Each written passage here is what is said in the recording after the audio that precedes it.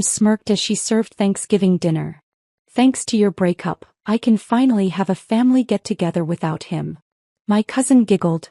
One less ex to worry about, right? I stood up, my plate still full. I left without a word, smirks still on their faces. Days later, the power cut off, bills piled up, the fridge emptied, and their Wi-Fi died mid-gossip. Calls came frantic. I let them ring.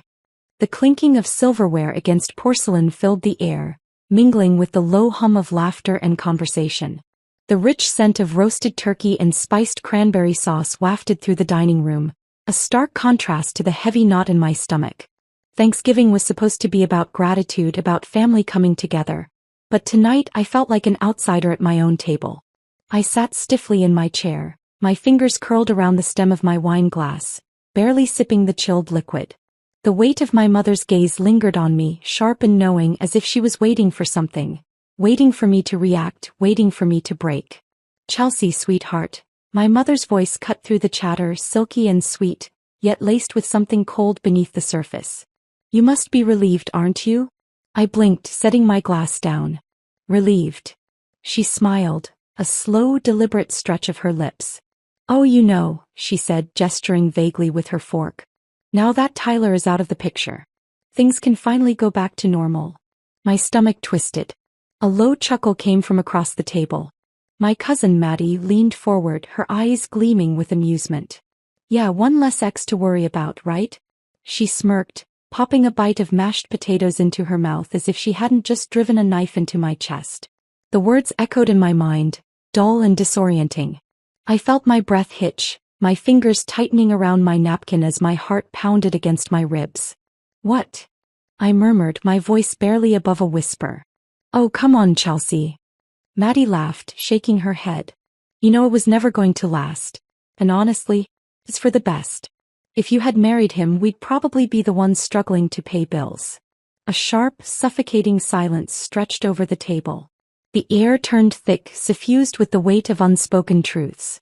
My mother lifted her wine glass in a casual toast, her lips curling at the corners. But look at us now, she said, her voice dripping with satisfaction. Together like always. No one comes between family. The world around me blurred into white noise. The laughter, the clinking of dishes, the warmth of the holiday meal. It all faded into the background. All I could hear was my own heartbeat pounding in my ears. They had planned this. They had wanted this. Every fight with Tyler, every misunderstanding, every moment of doubt that had poisoned our relationship. It hadn't just been bad luck. It had been them. A sickening realization washed over me, ice cold and suffocating. They had never supported me. Never wanted me to be happy. They only wanted control. And now here they were, toasting to my heartbreak. I swallowed hard, my throat tight and dry. I could feel their eyes on me, waiting, expecting me to smile, to nod, to pretend that their betrayal didn't slice through me like a blade. But I didn't. Instead, I set my napkin down beside my untouched plate and slowly pushed my chair back. The sound of wood scraping against the floor felt deafening in the heavy silence that followed. Chelsea. My mother's voice was smooth, but there was a flicker of something else in her tone. Curiosity? Amusement? I didn't answer. I stood, my hands at my sides, my face unreadable. Maddie tilted her head, eyes dancing with thinly veiled mockery. Oh, come on, she teased. You're not seriously mad, are you? I turned my gaze on her, steady and unwavering. Then I walked away. Not a word. Not a glance back. I heard my mother exhale a small chuckle, like she had just won some unspoken game. Maddie muttered something under her breath, but I was already stepping into the hallway, away from the suffocating weight of their laughter. I grabbed my coat from the rack near the door, slipping it over my shoulders with slow, deliberate movements. My hands were trembling, but I wasn't sure if it was rage, heartbreak, or something else entirely. As I reached for the handle, a voice called out behind me. Chelsea. I froze. For a split second I thought, hoped, that maybe, just maybe, someone had realized what they had done. That maybe this was all some cruel joke, a misunderstanding, and that any second now my mother would rush over, tell me it was all a mistake, that she really did care. But then she spoke again. Be smart, sweetheart. Family always comes first. I felt my fingers curl around the doorknob, my nails digging into my palm. I pushed the door open. The cold November air hit my face like a slap, sharp and biting against my flushed skin. I stepped outside. And then I closed the door behind me, sealing them out, not just for the night but for good. As I walked down the driveway, my breath formed white clouds in the frigid air. The distant hum of laughter still drifted from inside, muffled by the walls that had once felt like home. But it wasn't my home. Not anymore. I climbed into my car, gripping the steering wheel so tightly that my knuckles turned white. I refused to cry. Not for them. Not anymore. Instead, I sat in silence, the weight of the night settling deep into my bones. A slow, deliberate breath. Then another. And then a thought, one that sent a cold, burning determination through me. They thought they had won. They thought they had broken me, that I would crawl back, obedient and blind just like before. But they were wrong. Because I wasn't just walking away. I was leaving them behind. Forever. And this time they were the ones who were about to lose everything. The night air was sharp against my skin, the cold sinking into my bones as I sat motionless in my car, my hands gripping the steering wheel so tightly my knuckles turned white. My mother's words still echoed in my mind, family always comes first. I had spent my whole life believing that. And yet tonight that phrase didn't feel like love. It felt like a threat. I forced a slow, steady breath through my nose, my heartbeat pounding so violently it almost drowned out the world around me. Streetlights cast long, golden streaks across the hood of my car, but I couldn't bring myself to turn on the ignition. Because now, sitting in the suffocating silence, the memories started to click together. A puzzle I hadn't realized was being assembled right in front of me. The signs were always there. I just never saw them. A week before the breakup, I had caught Tyler staring at his phone, his jaw clenched, his shoulders tense. When I'd asked him what was wrong, he had hesitated, just for a moment, before shaking his head and brushing me off. "It's nothing," he'd said, forcing a smile. But it wasn't nothing. Looking back, I remembered the way he had started to pull away, how our conversations had gone from easy and light to strained and careful. How he would look at me with something unreadable in his eyes. Doubt, hesitation, confusion. At the time I had thought maybe it was stress. Maybe work was getting to him. Maybe I had done something wrong. But now I knew. They had been in his ear. And they had been in mine too. My mother had a way of saying things. Not outright lies, but careful, deliberate words that made you question things you never would have doubted before. He had never liked Tyler. Not because he was a bad person, not because he had ever treated me poorly, but because he was a risk. Because he loved me in a way that made her nervous. And if Tyler and I got married, that love would mean one thing. I would no longer belong to her. I could still hear the casual way she had said it months before the breakup.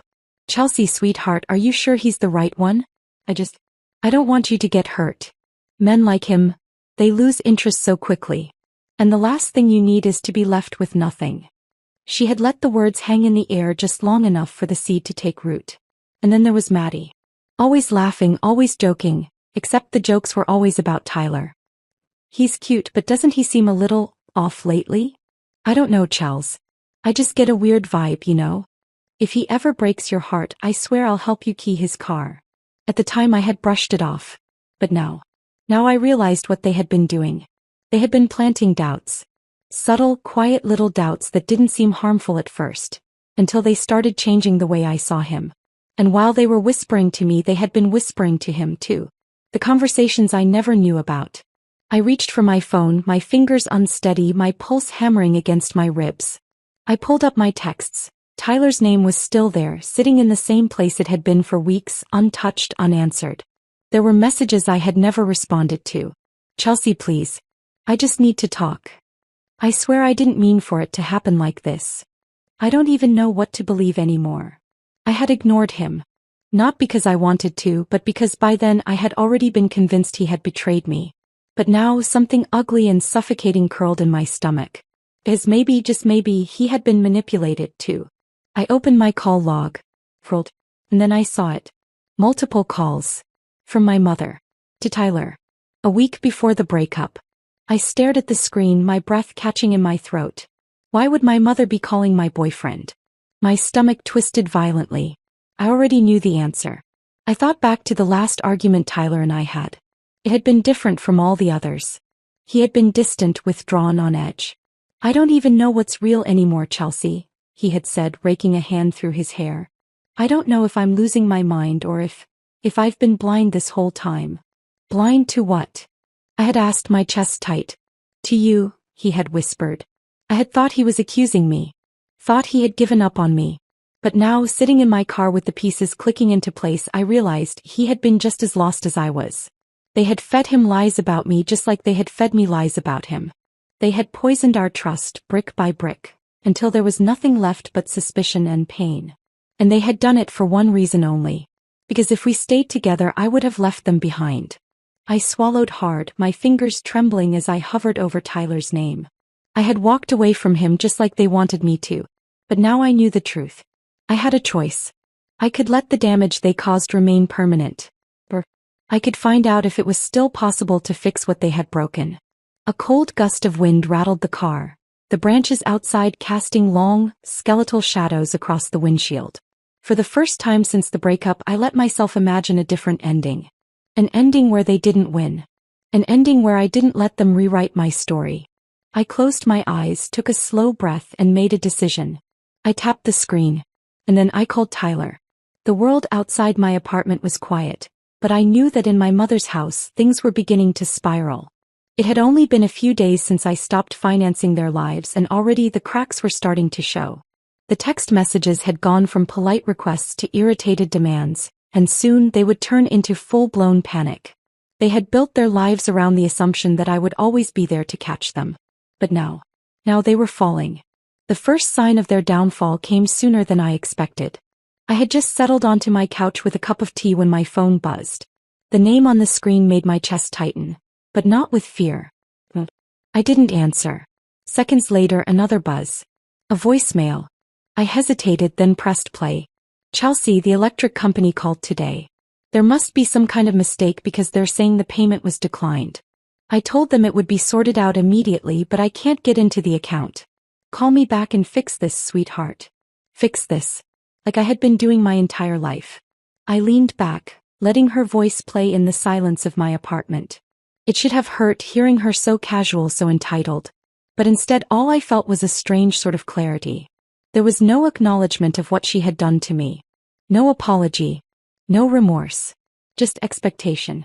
He still thought I would take care of it. She was about to learn otherwise. 2 days later, the texts came in rapid succession. Maddie, so, are you just ignoring us now? Maddie, seriously, Chelsea? The Wi-Fi is down. We need it for work. Mom, I don't understand what's happening. I tried to get groceries today and my card declined. I thought maybe there was a fraud alert, but when I called the bank they said the account was closed. We need to talk. Closed? I smirked, setting my phone down. They hadn't even realized it yet. I had cut them off completely. No more shared credit accounts. No more auto payments. No more easy money. And now, without my support, they were facing a reality they had never prepared for. Their house, the one I had kept afloat for years, was finally starting to collapse. I knew my mother well enough to predict what would happen next. First confusion, then frustration, and then blame. Sure enough, by the end of the week the messages took a new tone. Mom, I don't know why you're doing this to us, Chelsea. We're your family. We've always been there for you. Maddie, this is so childish. Mom is stressed and you're just sitting there watching us struggle? That's messed up. Mom, after everything I've done for you, this is how you repay me? I exhaled sharply, tossing my phone onto the table. It was almost laughable how quickly their concern had turned into guilt-tripping. They didn't care that I had been the one hurt. They only cared about what they had lost. One evening as I was heading out for a walk, I got a glimpse into just how much things had changed for them. I wasn't avoiding my mother's house, but I also hadn't planned on walking past it. Yet as I turned onto the familiar street, my feet carried me toward the place that had once been my home. It looked the same on the outside, but something felt different. The porch light was off. The curtains were drawn as if trying to hide what was happening inside. And then I saw it.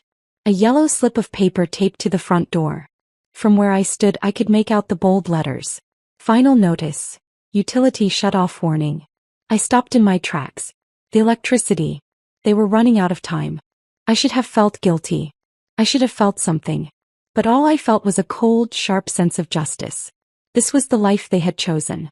They had pushed me away, laughed at my pain, torn apart the one good thing I had in my life. All because they wanted to keep using me. Now they were seeing exactly what life looked like without me. I turned away from the house and kept walking. For the first time in years I felt weightless. I didn't owe them anything. I didn't have to save them. And for the first time they were starting to realize it too. Their smirks had faded. Their comfortable life was slipping through their fingers. And I was finally free. The first time I let my mother's call ring out, I felt a strange, unfamiliar sensation. Power.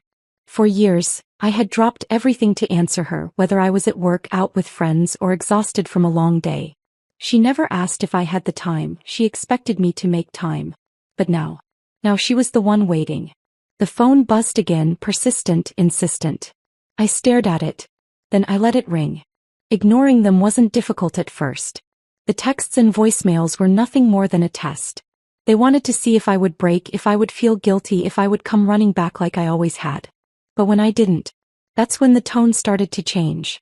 Mom, Chelsea, I don't understand what's going on. Why aren't you answering? Maddie, are you seriously ghosting your own family? That's so messed up.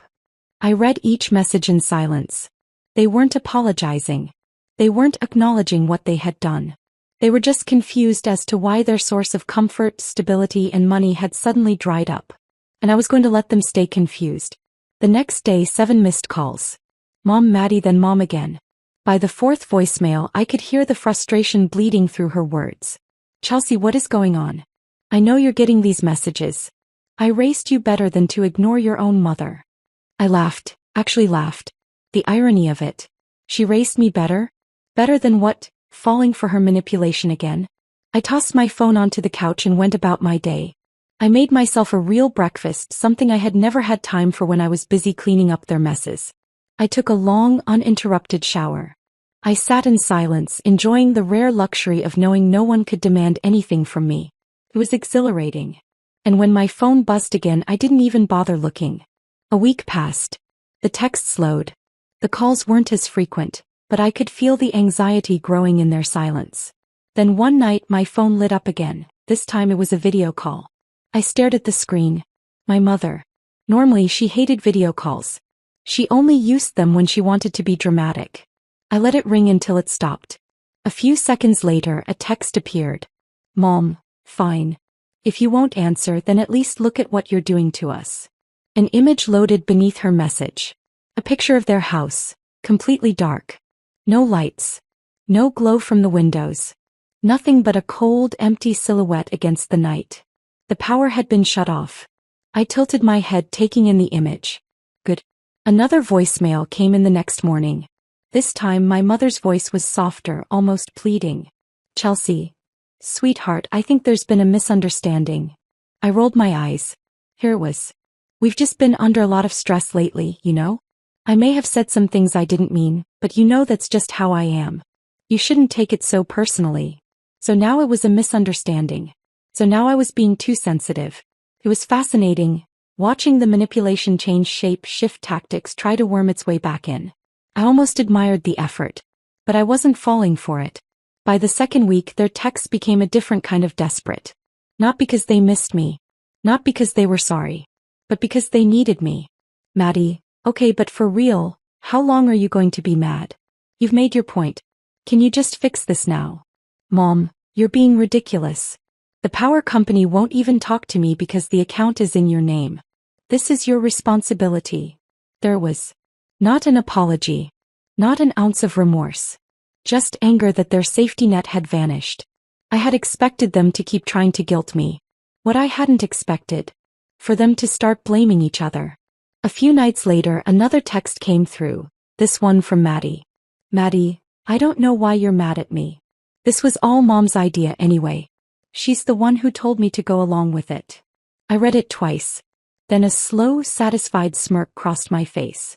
But the cracks weren't just showing, they were splitting wide open. The days passed. Their messages became more chaotic, more scattered. One minute, my mother was trying to be sweet, trying to pull me back in with guilt and nostalgia. The next, she was furious, spitting out angry voicemails about how she had sacrificed everything for me, how I was being selfish and cruel. Maddie's text slowed, like she was finally realizing what I had known all along. Our mother would throw her under the bus the second she needed to. I imagined the house cold, dark, silent. No Wi-Fi. No easy spending. No lifeline. Just them alone with the consequences of their own actions. And I slept better than I had in years. I expected one last desperate attempt. One final message, one final plea. But it never came. Instead, they stopped reaching out altogether. It wasn't because they had given up. No, I knew them too well for that. It was because they had finally realized the truth. I wasn't coming back. They could beg, they could manipulate, they could throw blame in every direction. It didn't matter. I wasn't picking up the phone. The first time I hesitated before ignoring a call, it wasn't from my mother or Maddie. It was Tyler. His name flashed across the screen late one evening, long after I had settled into my new reality. One without my mother's grip, one where silence was my shield. But his call felt different. I stared at it, my heart tightening in a way I hadn't felt in weeks. The last time we had spoken, it hadn't ended well. The anger, the accusations, the way we had torn each other apart over things that weren't even real. But now, with the truth exposed, I couldn't stop thinking about one simple fact. We had been set up.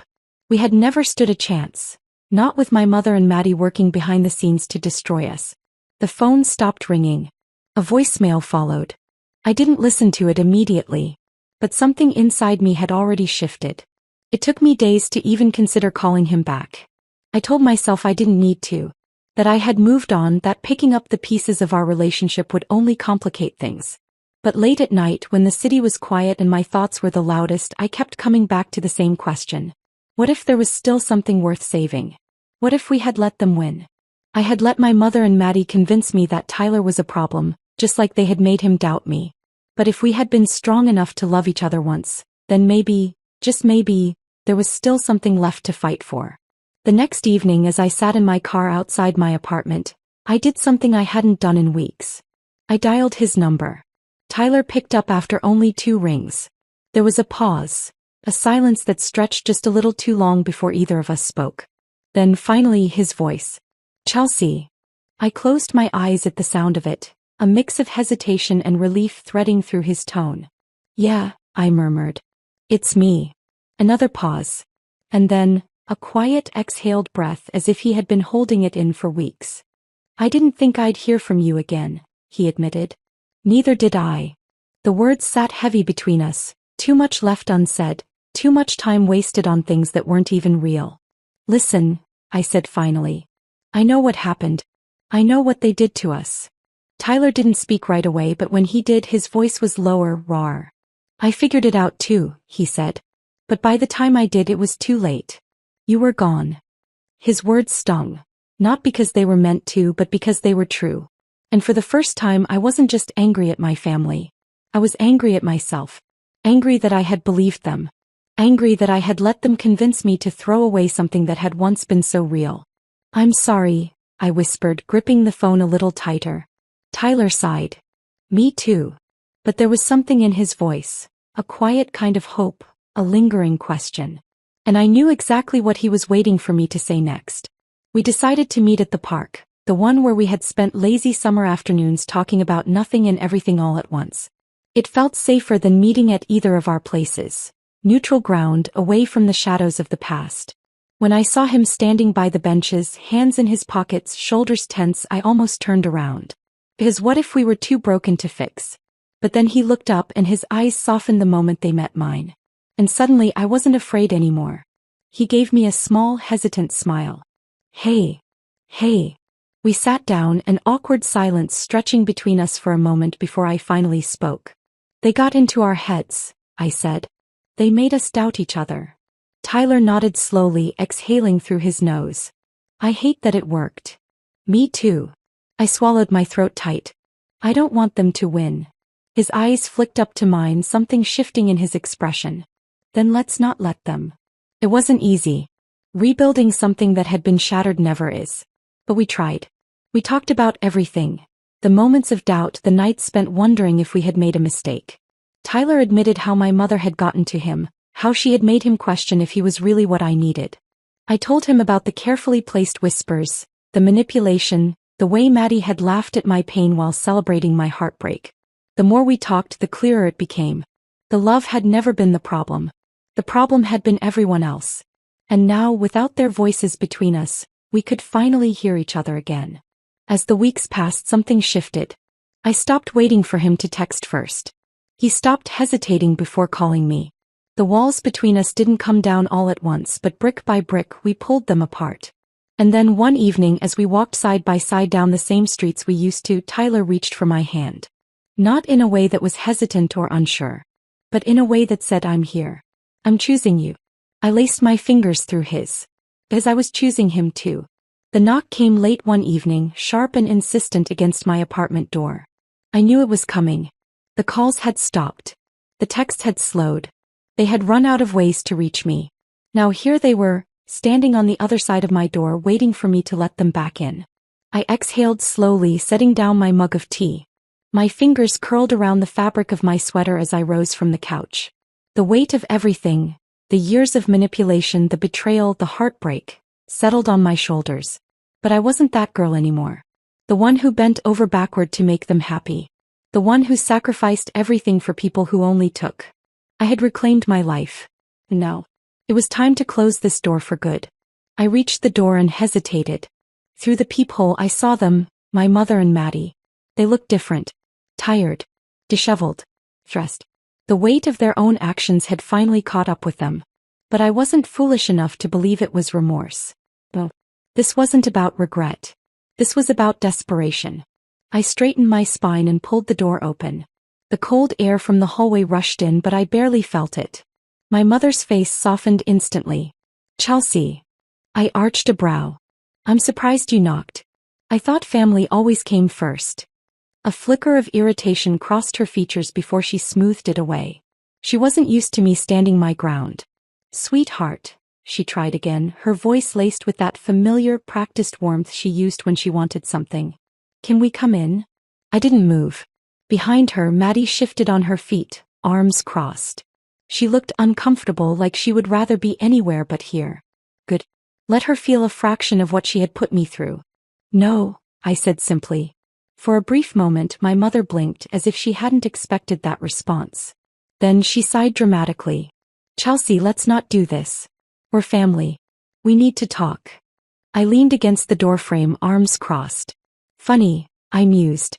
"You didn't want to talk when you were celebrating my breakup over Thanksgiving dinner." Maddie flinched and my mother's lips pressed into a thin line. "That was a misunderstanding," she said. I let out a short laugh. "No, it wasn't." A beat of silence. Then her voice dropped into something sharper, less patient. "This has gone on long enough, Chelsea. You've made your point. But this," she gestured between us as if I was the one being unreasonable, "this is cruel." I tilted my head. "Cruel?" Maddie, who had been silent up until now, finally spoke. "We get it, okay?" she muttered, scowling. "You're mad. You've had your little tantrum. But we can't live like this." I felt something inside me click into place. There was. Not "I'm sorry." Not "we were wrong." Just "we can't live like this." They didn't care about me. They cared about what they had lost. And I wasn't about to give it back.